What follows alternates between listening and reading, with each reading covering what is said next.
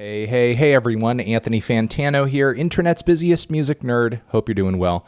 I come to you today disheartened and disappointed over the fact that I had a wonderful interview to offer to you guys today.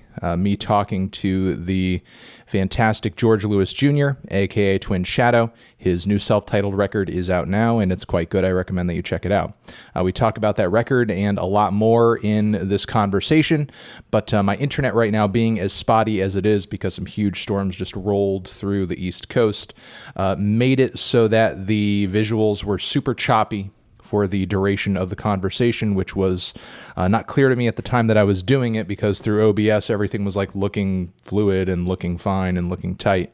And it wouldn't have been the first time that I had done a recording with maybe the internet not being 100% up to snuff, and figured the recording at the end of the day would still be okay. But in fact, in this case, it was not, which is quite sad again.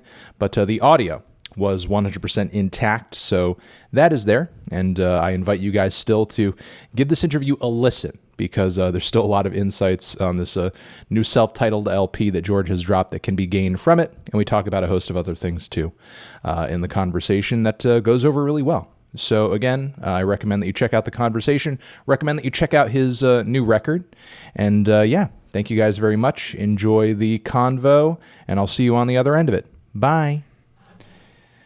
And I think we can get the formal YouTube intro out of the way, and we will go from there. All right. Hey everyone, Anthony Fantano here, internet's busiest music nerd. Hope you're doing well. And today we are sitting in with Mr. George Lewis Jr., aka Twin Shadow, for a new interview about his latest self-titled record that just came out. And what record label is that out now? Is that out like via like an imprint or independently that you've just dropped it, or? So it is independent. It's my label called Cherie Cherie. Oh, okay. And I'm doing distribution with Ingrooves. And that's what's happening. Okay. Well, I've been listening to it. It's out and about. It's on streaming, and I hope you guys are listening to it as well. When I announced this interview, there were some people. I have a lot of some younger viewers who are maybe not as sort of like in tune with a lot of the indie of like the 2010s, and I feel like in a way, we're almost like with this new record kind of having a fresh reintroduction. And I think you're almost like embracing that vibe a little bit with the fact that you're going like self-titled with this LP. A lot of artists put out self-titled LPs, but I feel like it really means something to do that when you're like 10 years on and you're like, okay, now it's time for the self-titled. And, do you feel like you're kind of reinventing yourself a little bit on this album, bringing a new sound forward? Yeah, I sometimes struggle with the word reinvention, because I really do believe that everything is built on top of everything else. You're always kind of new bones are stacking on top of your old bones, and you're getting to a new place. But this definitely felt like some sort of revolution in music making, and the self-titled name is meant to signify that. So do you feel like the music on this record, I mean, considering that, does the music on this record represent something in terms of like you specifically or personally that maybe wasn't so much there on your past albums, where, they were very much like packed with these synth pop style anthems and art pop style anthems? Is there something about what you're shooting for sound wise on this LP that you feel like is truer to you in a way? I wouldn't, again, I'm also careful to say truer to me, because oftentimes I have no fucking idea what truer to me is. I don't know who I am half the time, or I'm always trying to become something. But I would say that it's sort of the difference, at least between this record and my last few records, is there was a lot of projecting out to the audience, whereas this record was very much me needing to, in a place in my life where I really needed to find why I love music so much, and what certainly knowing that it is going to be for an audience, and knowing that it is for the people always, but that the journey through it had to really be a reminder to myself of why I love music so much and what music I love so much, or what music really made me love making music. I very much am a musician's musician, I guess, and I sort of programming a lot. I had started to sort of forget how much joy I had when I sat and played an entire take of a bass line through the whole entire song, and not doing this thing of copying pasting all the time. And there was something about the sweat that comes from that, and I scared myself with it. I was just like, whoa, right, that was so much fun. Like, that's so crazy. Like, you get into these patterns of like, oh, let me be efficient all the time. Let me copy and paste wherever I can, and modify later. And there's a lot of that humanness that was getting lost, and I found it again, not by thinking that I needed to get that, just by doing it. And it kind of shocked me when I stepped back and I said, holy shit, I have this like record that is very like, I felt like I was listening to a band play a record. But I mean, it's all me, but it felt like a band was playing. Yeah, I mean, I've spoken with a few friends of mine about something that's almost like connected to this, and not to sort of like get down an ugly rabbit hole of like, we need to hear real instruments and real players on records and everything. But, you know, I sort of wonder in like 25 years what sort of music and the essence of music will look like when we've kind of like passed through a generation where, in a way, you have almost like the physicality of the creation of it kind of stripped out, you know, and obviously like there are benefits to that, the efficiency, and there's like incredible access that you get as a result of that. And sometimes incredible creativity too, because anybody can sort of like, you know, create and compose in any fashion that they want, and whatever sounds they want to design. It's sort of like the sky is the limit. But, you know, I guess I sort of wonder, will something eventually be kind of like lost in translation or missing as a result of that idea of physical performance kind of being either lessened or sort of like subtracted out of the equation entirely? Right. I think what you said about access says everything. I think that us leaning towards the kind of being able to copy and paste things, it's given a lot more people access, especially in America, especially black musicians in this country, and it has allowed more people to make more music, and that is always going to continue to be exciting and create create new genres and to expand. It's, for me, what it's more about, the question that it's about more for me is what is in your DNA, and what's in my DNA is playing instruments. It is doing the organic thing. That's in my DNA because that's where I come from. And so for me to deny it constantly is to do myself a disservice. So I think the future is going to be fine. I think the world will collapse before art will stop being interesting. I think that music, especially music coming out of this particular country, I think that we're always expanding and we're always devouring everything and spitting it back out, and it's always coming back with something exciting. But for me, on a very personal level, I just needed to touch it again, you know. Speaking of you personally and DNA and all that, I understand that you went back to the Dominican Republic to put this record together, or sort of like, lay down the groundwork for it. Is that the case? Yeah, I went in November of 2019. I went down and just essentially moved back in a way. Got an apartment downtown, a block from the studio that I was working at. I had some really good friends who opened an incredible studio called Fama down there, and some people I've known for a very long time now, and some of the first Dominicans to bring me down to the Dominican Republic to play. They opened a studio there, and it was just the perfect situation. They just opened the doors, and I got to be in there, and the studio itself also inspired me to get kind of back into the kind of sweat equity music making. There was a beautiful Neve console, and there were setting up mics for drums and doing things a little bit more old school.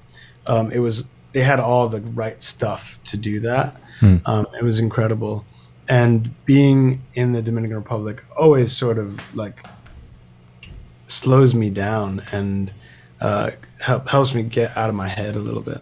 And, at that point, during that visitation, did you already have in your mind, like, what was going to be the musical DNA for this record? Did being down there sort of inspire you to dive into these, elements of funk and psychedelic music and ska? Yeah, I think that, I think if, firstly, whenever I go down there and I listen to, bachata is like the kind of one of the main genres that really was born in the Dominican Republic and comes from there and has influenced so many other styles. And inside of bachata is this thing that I always really loved, which is kind of like there's a sort of 50s kind of songwriting element to it, a 50s sort of melodic flow, and then you have these incredible rhythms that you don't hear in much of any other music, and this persistent beat that I would liken to like something that in house music, but in a totally different way, where the front of the beat is really really heavy, and I think that it kind of being down there and listening to a lot more of that and listening to a lot of the more modern music down there, it just gave me that energy. It was more about the energy than the style. This kind of upbeat thing, this exciting thing. But also I found myself like listening to like calypso records and like listening to Harry Belafonte a lot, like randomly in my apartment, and all that stuff. There's just that kind of energy of that kind of uplifting song and style was more so an inspiration.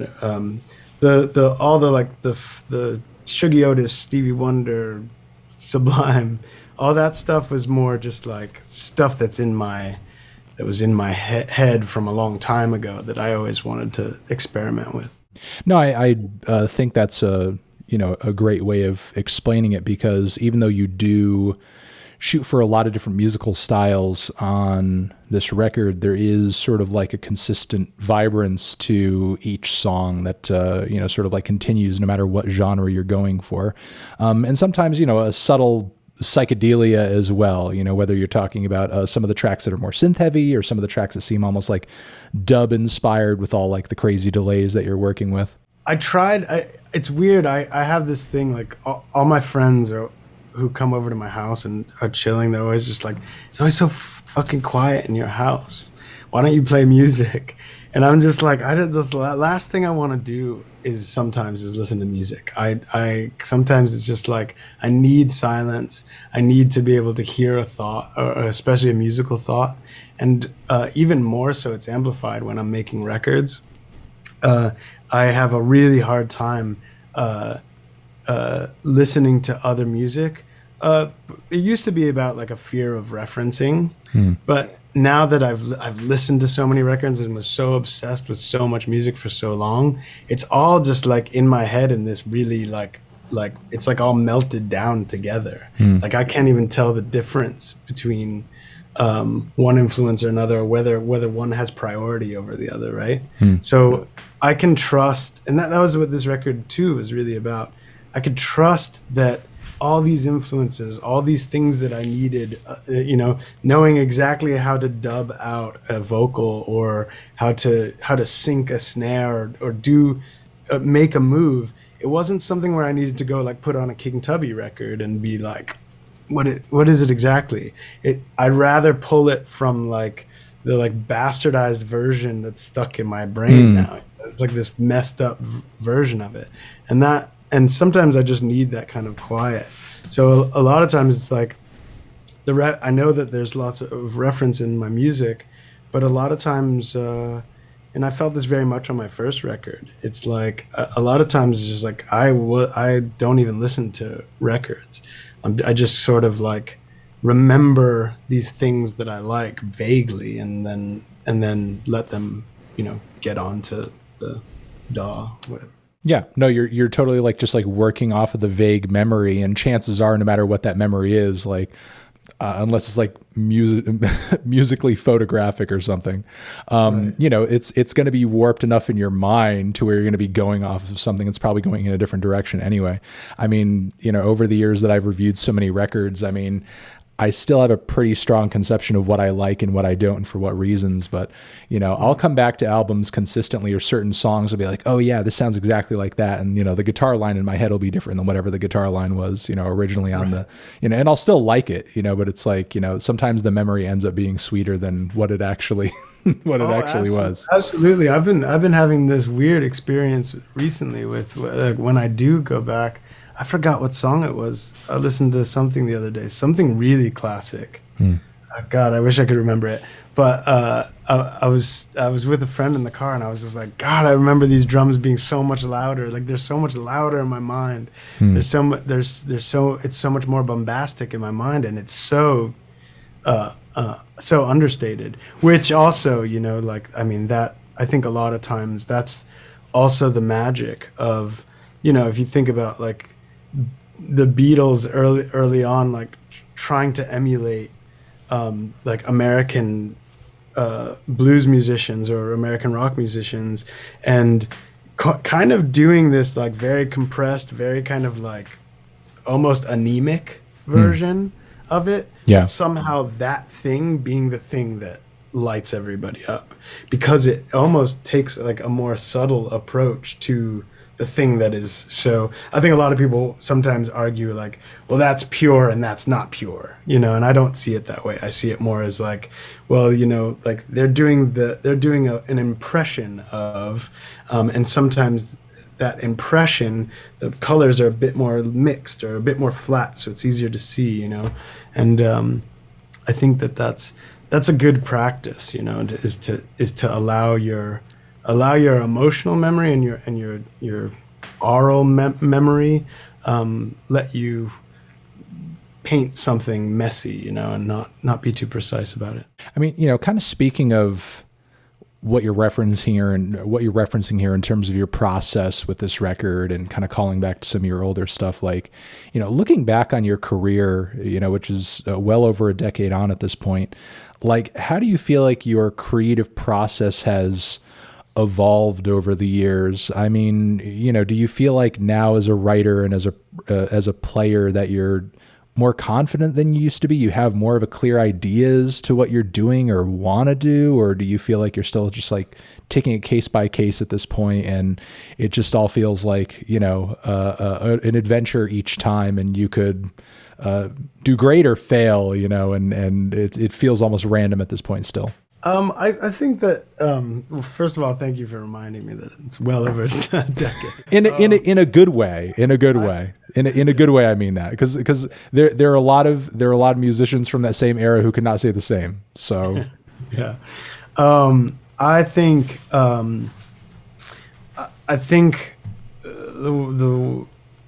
I guess the one thing I'll pride myself on is that I never allow myself to believe that I've become truly confident or permanently confident in music. I'm more I'm more confident in life than I am in music. I step to music every single time, and in total insecurity, in total fear, in total loss, and I'm a wreck when I approach making music. And I keep that vulnerability in me because it is, I believe it to be absolutely necessary. As soon as I think that I have a grip on what I'm doing, then I usually am set off on a wrong path, and I'll admit there's been times in my career where I had that sort of like I I was playing with the idea that, oh, maybe I'm perfectly confident and I can step to this music and do exactly what I want to do, and I'll execute it perfectly. And oftentimes those adventures were kind of fruitless. I think that it's important to remain sort of not humble, but to remain just vulnerable about making music. The one thing that I'm confident as inside of music is I know that I have the backbone of I can play all the instruments I want to play good enough to put down the ideas that I want to put down. And I know that as a producer, I have nerded out long enough about equipment and DAWs and computer programs, plugins. I've done that long enough that, like the other day, I went in to help a friend mix a record, and he was just like, "I really just need a little bit of help. I just need your ears." And I walked in, and knowing that I was going to have to tell the guy who mixed it what I thought and what moves to make. And I walked in, and there's like Grammy, plaque all over this guy's room. And I'm just like, oh man, now I got to like pull up to this dude and be like, step aside, you know? But what was cool was like, I walked in and I did it. And I was like, oh, I have that confidence, you know. I know, I'm confident in my ears. I'm not confident in my emotional state when I step to music, but that's okay. I'm learning that finally that's a much better thing than it is a worse thing. That's an interesting point to make, you know, especially considering some of the, I think the messages that you're sending on these songs as well, especially toward the back end, where if we could address, you know, a couple of these tracks that you've written for here. Lone Star stood out to me quite a bit. It seems like on that track you're almost like embracing sort of a loner status and sort of just, I guess, kind of cutting off any loose ends as a result of maybe being burned or something. I mean, you know, is that track as a result of like, you know, having learned the hard way a few times and just like kind of embracing kind of a simpler friend circle as a result of that? It's about having learned the hard way my entire life. It's not just like a recent development. I could see how it could. I talk about LA in the song a lot. You know, like making friends in LA is like picking out a gun.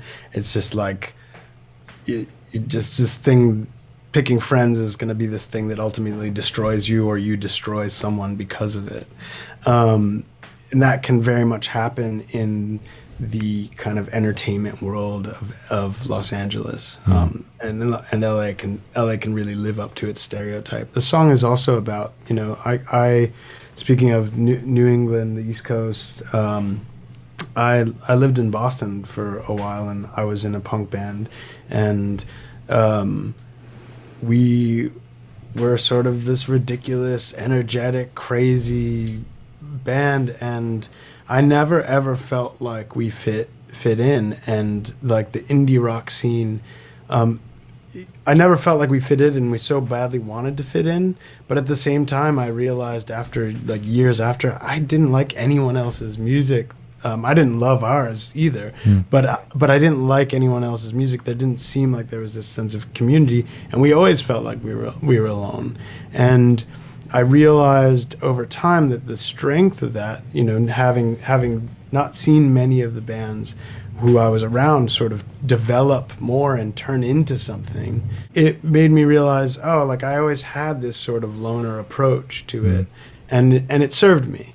And so the song was just kind of a shout out to anyone who sort of feels very sort of on the fringe of what they're doing. And in LA, it can be, you could be like socially popular but artistically very singular. That can happen too. It's just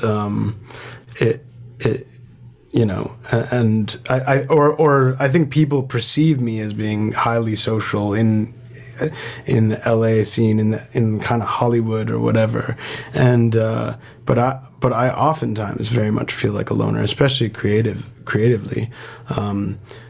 And yeah, just kind of saying that that's okay, and seeing the strengths that have come from it. I also wanted to ask you about the last track as well, which seems like a statement of self too. You know, this proclamation of wanting to be here.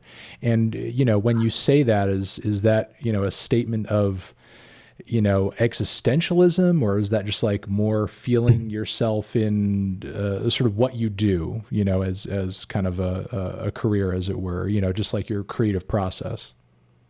There's an existential weight there that I think that my last record, I had a very, I think if you really comb through the lyrics, there's this really kind of pessimistic view on the collapse of everything. I sort of, and in some ways, like I certainly wasn't wrong in that. If we've obviously seen the collapse of a lot of ideas, and the collapse of a lot of systems, and or maybe we're not witnessing the collapse. We've been in the collapse and we're just now realizing it. So, but making this music gave me this real sense of purpose again, and it gave me this sort of reassurance that it's so easy to like be like, oh, I'm just a musician, you know, whatever. But what's much more interesting is when people feel that as musicians or as artists, that they are in service to people around them. They're in service to their fans. They're in service to anyone who uses the things that they create to help themselves get through a day, just a day, you know? And I'm sort of was reminded of the importance of that, and my fans actually all during the pandemic, I was posting a lot of just me playing my records at home on like an acoustic guitar or whatever, and my fans really helped me keep that thing going of like, oh yeah, you need to be here because we need you to be here, and that was a really it's the first time I had really felt that in a long time, and so that it's sort of existential, but it is very like I'm into this. I'm here. I'm down for this. You know. Beyond, I guess, feeling that necessity of service, I mean, has that also impacted your view optimistically or pessimistically as well? I mean, as you're kind of, you know, talking about the proverbial collapse of certain things, which I wrestle with myself, you know, you know, I guess, is there anything that sort of like, other than sort of like that feedback that gives you sort of just in a personal sense, like cause to carry on and just like, you know, reason to meet the next day, despite maybe things maybe melting down even worse over the course of the next 6 months? Yeah, absolutely. I hate to be a person to quote somebody, but it's the first thing that popped in my head. There's a clip of James Baldwin talking about there's a very few people with a lot of love, and I'm misquoting it. There's a very few people with a lot of love who are holding this entire world together, and I can't help but completely agree with that statement. I truly believe that. I believe that there's more bad than good. I really do believe that. And I don't even know if that's pessimism. It's just, it's a chaotic world. It's a chaotic universe. And bad energy has a way of gaining a lot more momentum a lot of times. And that's just the way it is. But I like this idea. It's such a beautiful idea. You know, it's on some like Terminator 2 shit. It's just like, we do it. We do it, and we wake up every morning, not because we know we're going to win. We're probably going to lose this whole fight. But because why wouldn't you? If you sort of feel that the result is sort of negative, it's like, why would you just lay back and watch it? And that's a strange optimism to have, but it is the optimism that I have. Yeah, no, I agree with what you're saying there. I generally feel like that there is more good than bad in the world. And it's just unfortunate that our system just serves at the foot of greed, and it's whoever can be the greediest, the most successfully, are the ones that get to unilaterally decide how things are going, or decide how things are working in their favor, and everybody else is sort of an afterthought. And Right. I guess no matter how things are going, I can at least take solace in the fact that I know not everybody out there in the world is Satan. But there are people out there who are manipulating our political system to make it sort of seem that way. It's unfortunate the situation that things are in the midst of right now, but being positive, I think, is the best thing that you can be. Also popping up in the lyrics was kind of this idea of like the sequel, on this end of the record Yeah. as well, which I wanted to know, considering how you kind of place that terminology, like what that exactly meant for you. Yeah, I almost forgot that lyric is in there, and I'm trying to remember exactly. But yeah. I think I say maybe you'll stay right here for the sequel or something Yeah, like yeah. that. Um, um, yeah. I mean, that's just me saying this is a new chapter, and here it is. Sequels are generally bad, but I'm hoping to offer the alternative to the bad sequel. There's a thing on this record that is about chances. That's about that's about uh, about being lost long enough to show up and be like and arrive at a chance. I guess. Yeah, I mean, when you think of something conceptually like a sequel, does that signal to your audience or in your own mind that like you're kind of moving into the second act of your career, or is like, over this course of time, is that thinking about it too broadly? No, I mean, I think it's fair. I think I'm older now. I'm more mature. I've experienced so much life. I've seen so many things.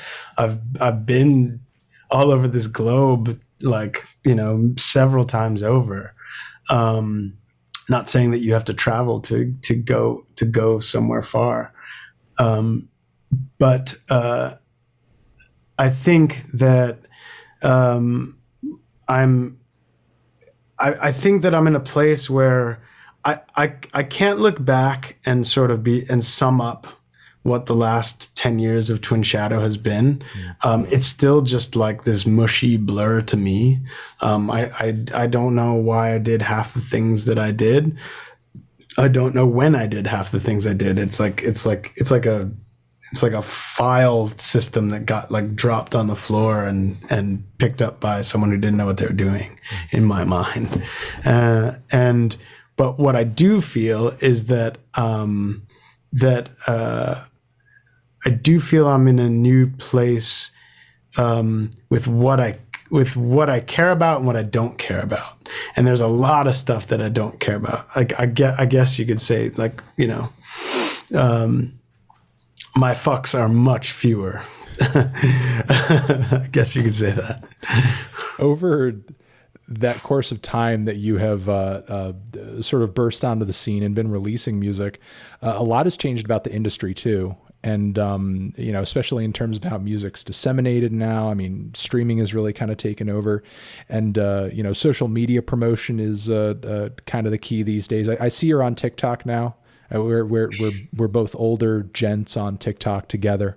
I guess like, what's kind of your take in terms of like, getting your music out there these days and sort of having to do it through these various platforms and tubes and pipes on the internet, is that sort of like, any different or more or less inspiring for you than it was when you might have been starting out, just as we were kind of starting out as Twin Shadow, transitioning into the 2010s? Right. I think that for me, like, at first, obviously, whenever new things come up, and new ways to promote yourself come up, I think that there's this immediate frustration of just like, oh God, like another place where I have to sort of tap dance for everyone. I immediately, like, I really don't take my TikTok very seriously, and I probably should, but it was more of like a thing of just like, I actually really do think that TikTok is a more generative social media place. I see a lot more things that are actually interesting. I laugh a lot more there than on Instagram, where which I still think is really just sort of a glorified dating site and status service. It happens to work really well for me as a place to post information about Twin Shadow and to show off some nice clothing, some nice outfits occasionally. But it's very flat in a lot of ways. I think, and then I had a great discussion with my manager the other day, and we were talking about how a lot of people who do like music but have massive TikToks, it's not translating to people actually listening to their music. It's not translating to Spotify plays, right? So there's it's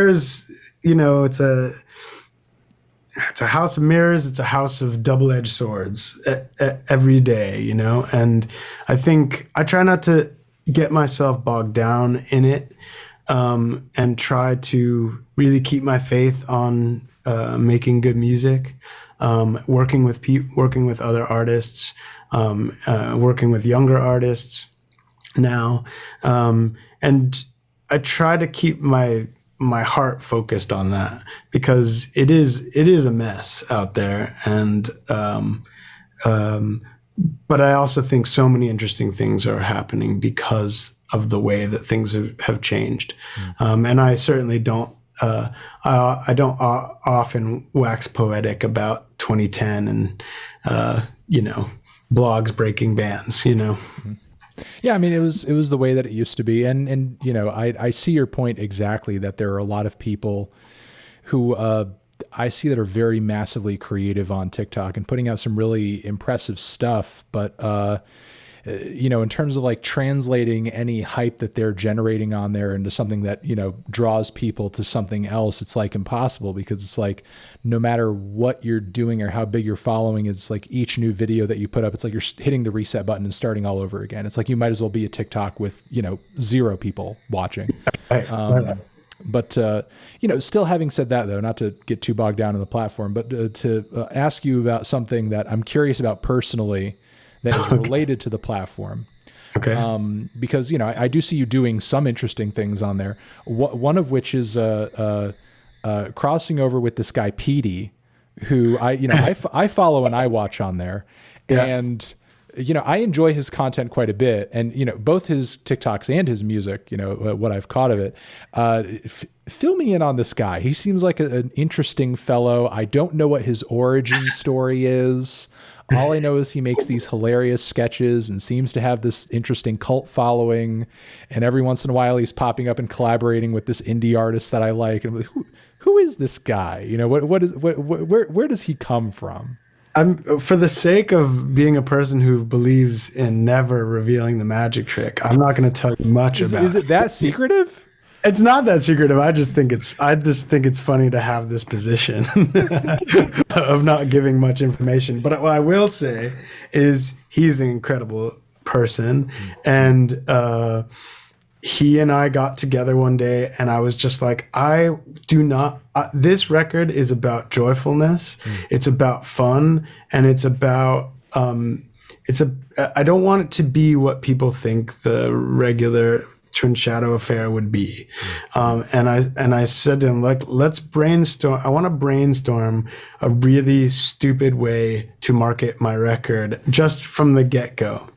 Not even, it's weird because our plan wasn't even for TikTok. It was actually for like Instagram ads. But we got together and we brainstormed really quick. And then he and his team and my friend Austin. He has a whole team? It was, oh shit! You're giving too much away. I am. He has a 10-person team. Okay, it's not a team. It's literally like one other guy. That's okay. But shout out to him because I mean they make they're an amazing duo. Yeah. You know, he couldn't do all that stuff by himself. Well, maybe he could,